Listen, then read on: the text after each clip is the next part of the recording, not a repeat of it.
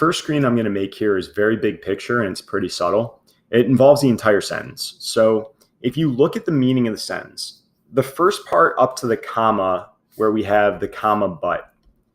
So the first basically like 3 lines of this sentence, the Organization of Petroleum Exporting Countries had long been expected to announce a reduction in output. Okay, we're expecting a reduction, but we expect something after this but that's contradictory to this expected reduction.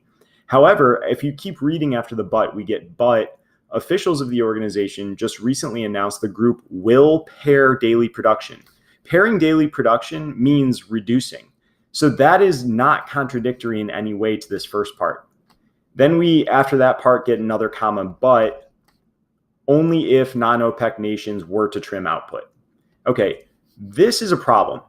This needs to be contradictory and it's not. If you look at A and B, they both have this structure with the comma but here, and that breaks off this back end from being a part of this second part here. And you might not catch that in your first read through, but you should catch it by the time you get down to D or E. And the reason is it ends up changing the meaning of the sentence completely.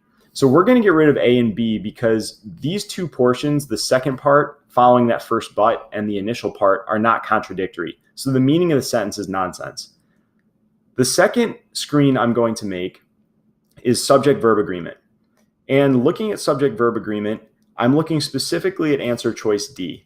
So answer choice D says, OPEC nations, which includes, nations which includes, nations which include, it should be include, not includes.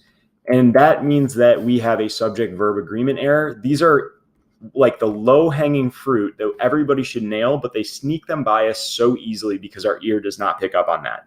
All right, so A, B, and D are officially out now. Looking at C versus E, C says they will reduce by 1.5 million barrels by the beginning of next year, only if the output of non-OPEC nations would be trimmed. Okay, you will reduce if the output would be trimmed is backwards. You would reduce if the output were trimmed. Okay, so like I would go for a run if it were sunny out, or I will go for a run if it is sunny out. But I'm not going to, I would never say I will go for a run if it would be sunny out, right? If you're going to do something, it's not based on the potential would be, could be of something else happening. And that's why answer choice C is out. And that leaves us with just answer choice E. And if you look at answer choice E, which is our answer, you'll see that the initial part of the sentence, like we talked about, says, we expected a reduction, but officials recently announced that the group will pare daily production by 1.5 million barrels a year, only if non-OPEC nations trim output.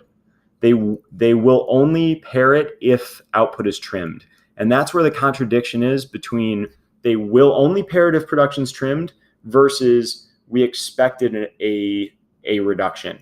So these two things are now contradictory to each other, hence that comma but that we get in the first part. And so that all makes sense now, and answer choice E is a logical answer.